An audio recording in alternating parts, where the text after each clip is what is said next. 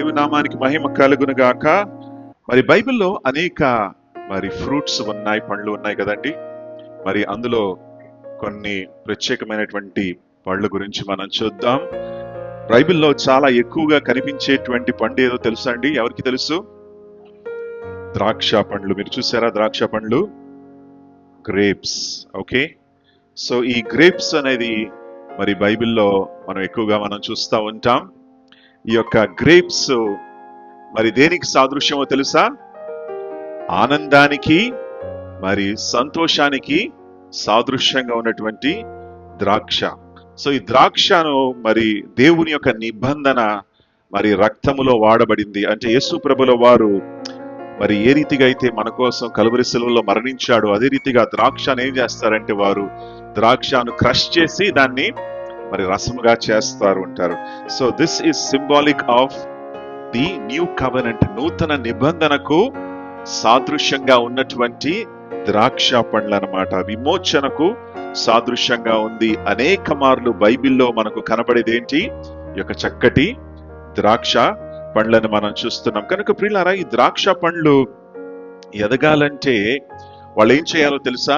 ఆ చెట్టులో ఎప్పుడు కూడా ట్రిమ్మింగ్ చేస్తూ ఉంటారు. అలాగే 15వ యోహాను 15:2 ఏముందంటే, మరి దేవుడు ఏం చేస్తాడంటే పనికిరాని తీగలన్నీ కూడా తీసివేస్తాడు. సో ద్రాక్ష చెట్టు ఎదగాలంటే పనికిరాని తీగలన్నీ కూడా ఏమవ్వాలి? తీసివేయబడాలి. అప్పుడే మీకు మంచి శ్రేష్టమైన ద్రాక్ష పండ్లు మీకు దొరుకుతాయి. మన జీవితాల్లో కూడా పనికిరానటువంటి విషయాలు మనం తీసినట్లయితే చక్కగా ఎదుగుతాం. ద్రాక్ష చెట్టు ఎదిగినట్లుగా మనం కూడా చక్కగా ఎదుగుతాం. కనుక ఈ యొక్క ద్రాక్ష పండ్లు మరి దేవునితో ఎదుగుదలకు, అలాగే సంతోషానికి, ఆనందానికి సాదృశ్యంగా ఉంది. దేవుని నామానికి మహిమ కలుగును గాక.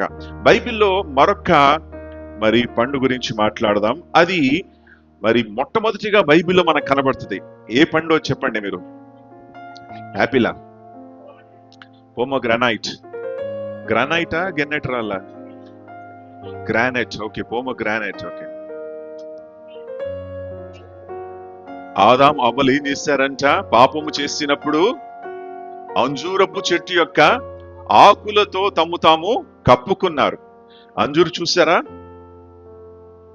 These are figs. Did you see this? Yes, ఇవి చాలా మరి ఆరోగ్యానికి చాలా శ్రేష్టమైనవి. యేసు ప్రభుల వారు కూడా తిన్నారండి ఫిగ్స్. ఆ యొక్క అంజూరపు చెట్టు దగ్గర వెళ్ళి చూస్తా ఉన్నారు. అంజూరు మరి ఆ పండ్ల కోసం ఎదురు చూశారు యేసు ప్రభుల వారు. So this is beautiful fruit from Bible times. అంటే ఈ యొక్క పండ్లు కొన్ని వేల సంవత్సరాలుగా మనకు అందుబాటులో ఉన్నాయి. కొన్ని వేల సంవత్సరాలుగా ఈ యొక్క ఫ్రూట్స్ అన్ని కూడా మరి వారు గ్రో చేస్తున్నట్లుగా మనం చూస్తూ ఉన్నాం. సో అంజూరపు మరి పండ్లు దేనికి సాదృశ్యమో తెలుసా? సమృద్ధికి, భద్రతకు సాదృశ్యం. దేనికమ్మా? సమృద్ధికి, భద్రతకు సాదృశ్యం. ఎందుకో తెలుసా? మొదటి రాజులు 4:25 సొలొమోను రాజ్య పరిపాలన చేసేటప్పుడు ప్రతి ఒక్కరు కూడా వారి వారి అంజూరపు చెట్టు క్రింద వారు ఉన్నారు, వారి ద్రాక్ష చెట్ల కింద వారు మరి సురక్షితంగా ఉన్నారు అని సమాధానానికి, సురక్షితమైనటువంటి జీవితానికి సాదృశ్యంగా ఉన్నది ఏది? అంజూరపు పండ్లు, అంజూరపు చెట్టు. ఆల్ రైట్, మరొక పండును మనం చూద్దాం. నెక్స్ట్ పండు ఏంటో చెప్పండి. ఏంటిది ఇది? పోమోగ్రానైట్. మనకందరికి కూడా తెలిసినటువంటి చక్కటి మరి ఫ్రూట్ పోమోగ్రానైట్. ఈ పోమోగ్రానైట్ లో ఎన్ని సీడ్స్ ఉంటాయో తెలుసా? ఎవరైనా లెక్క పెట్టారా? చేశాను. 10. ఓకే, నేను మాత్రం లెక్క పెట్టలేదండి కూర్చొని. కానీ ఏమంటారంటే ఇందులో 613 మరి గింజలు ఉంటాయంట. 613. ఈ 613 గింజలు మరి దీని ప్రాముఖ్యత ఏంటంటే, బైబిల్లో టోరా అనగా దేవుని యొక్క ధర్మశాస్త్రములో 613 ఆజ్ఞలు ఉన్నాయి. ఎన్ని? 613 లాస్ ఆఫ్ గాడ్. దేవుని యొక్క ఆజ్ఞలు ఉన్నాయి. ఆ ఆజ్ఞలు సాదృశ్యంగా ఉన్నటువంటిది ఏది? ఈ యొక్క మరి పోమగ్రానైట్ అనగా తెలుగులో ఏమంటారండి? దానిమ్మ. ఓకే, మర్చిపోయాను. All right. సో ఈ యొక్క దానిమ్మ అనేది మరి ఎంత ప్రాముఖ్యతో తెలుసా? ఆ రోజుల్లో యాజకులు వారి వస్త్రానికి క్రింద భాగములో దేవుడు ఏమన్నాడంటే ఈ యొక్క దానిమ్మ యొక్క మరి రూపంలో చిన్నగా తయారు చేసి ఆ యొక్క వస్త్రానికి తగిలించమని దేవుడు అన్నాడు. అలాగే సొలొమోను మందిరాన్ని నిర్మించినప్పుడు 2 స్తూపాలను నిర్మించాడు. ఒకటి బోయాజు, మరొకటి జోయాచిన్. ఈ 2 స్తూపాలకు కూడా చుట్టూగా ఈ యొక్క పోమగ్రానైట్స్ ని ఆయన మరి చక్కగా వెండితో తయారు చేసి అలంకరించాడు. ఎవరు? సొలొమోను రాజు. సో ఎంత ప్రాముఖ్యత మరి బైబిల్లో ఈ యొక్క ఫ్రూట్ మీకు కనిపిస్తా ఉంది. సో ఈ యొక్క ఫ్రూట్ దేనికి సాదృశ్యం అంటే ఇది సమృద్ధికి సాదృశ్యం. దేనికమ్మా? సమృద్ధి. ఎలాగైతే సమృద్ధి అయినటువంటి మరి గింజలు దీంట్లో ఉంటాయో అదే రీతిగా సమృద్ధికి ఈ యొక్క మరి ఫ్రూట్, దానిమ్మ ఫ్రూట్ సాదృశ్యంగా ఉంది. దేవునామానికి మహిమ కలుగును గాక. ఓకే, ఇప్పుడు నెక్స్ట్ ఫ్రూట్ కి వెళ్దాం. నెక్స్ట్ ఫ్రూట్ ఏంటో తెలుసా? ఏంటిది? ఇది డేట్స్, అంటే ఖర్జూరపు మరి వృక్షము. ఖర్జూరపు పండ్లు మనం చూస్తున్నాం. మీరు చూసారా ఖర్జూరపు పండ్లు? ఎదిగోండి, నిన్న దొరికింది నాకు ఖర్జూరపు పండ్లు. These are the raw form అన్నమాట. ఇవి రా ఖర్జూరపు పండ్లు. ఇవి వగరుగా ఉంటాయేమో అనుకున్నాం కదా, కానీ ఇవి తీయగా ఉన్నాయి. These are sweet. ఇది చాలా చక్కగా తీయగా ఉన్నాయి ఈ యొక్క ఖర్జూరపు పండ్లు. ఓకే, ఈ ఖర్జూరపు పండ్లు మరి దేనికి సాదృశ్యమో తెలుసా? ఇది ఎక్కడగా ఎక్కువగా పెరుగుతాయో తెలుసా? మిడిల్ ఈస్ట్ కంట్రీస్ లో పెరుగుతాయి. ఎక్కడైతే నీళ్లు ఉండవో, ఎక్కడైతే భయంకరమైన ఎండలు ఉంటాయో అలాంటి ప్రాంతములో పెరుగుతా ఉంటాయి ఇవి ఖర్జూరపు మరి పండ్లు. అది దేనికి సాదృశ్యమో తెలుసా? కష్ట నష్టాల్లో కూడా దేవుని విడవకుండా స్థిరంగా ఉండేటువంటి వారు. వాళ్ళు ఎలా అంట? ఖర్జూరపు చెట్టు లాంటి వారు. బైబిల్లో ఉంది కదా, మరి 92వ కీర్తన 12వ వచనములో నీతిమంతులు ఎలా ఉంటారంట? ఖర్జూరపు వృక్షము వలె వారు దేవుని యొక్క మందిరములో ఫలిస్తారు. హల్లెలూయా.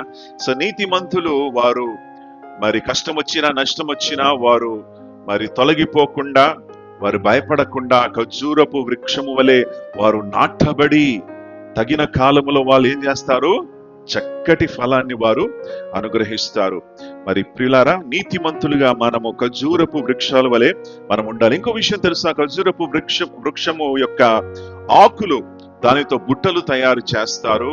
ఆ చెట్టు యొక్క మరి సారముతో వైన్ తయారు చేస్తారు.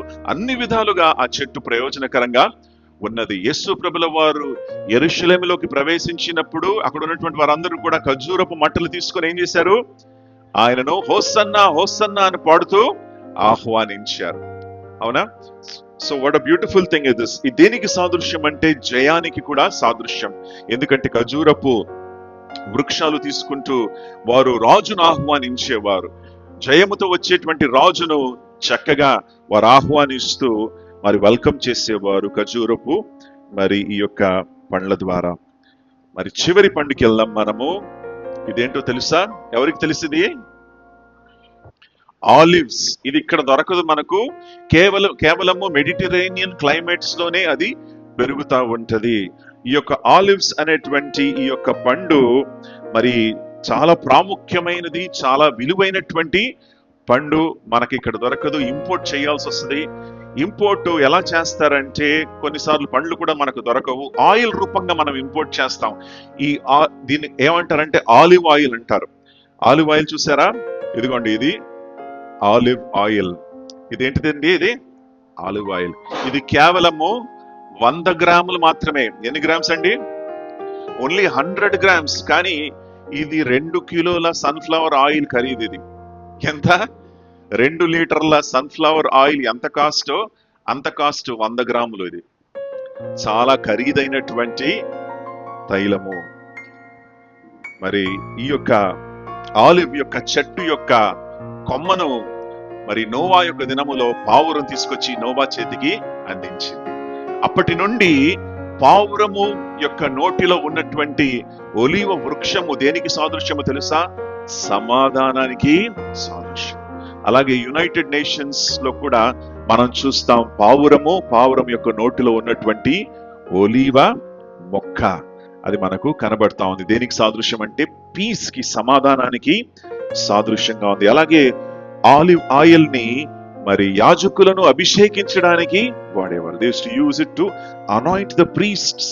యాజకులను అభిషేకించడానికి, మందిరములో దీపాలను వెలిగించడానికి వాడబడేటువంటి తైలం ఏది? ఈ యొక్క ఆలివ్ ఆయిల్, ప్రత్యేకమైన తలము. ఇంకో విషయం తెలుసా? యేసు ప్రభుల వారు ఎప్పుడు కూడా ఒలీవ కొండ మీదకి వెళ్ళి ప్రసంగం చేశారు. తెలుసా అది? ఒలీవ కొండ అంటే అక్కడ అంతా కూడా ఏం చెట్లు ఉండేవి? ఒలీవ చెట్లు ఉండేవి. ఇంకో విషయం ఏంటంటే యేసు ప్రభుల వారు గెత్సేమని తోటకెళ్ళి ప్రార్థన చేశారు. ఆయన అప్పగించబడక ముందు అక్కడ వెళ్ళి ప్రార్థన చేశారు. గెత్సేమని తోట అంటే, గెత్సేమని ఏంటో తెలుసా? ఆ యొక్క ఒలీవ గింజలను నలగొట్టేటువంటి స్థలం. ఓకే, దాన్ని ఏమంటారు?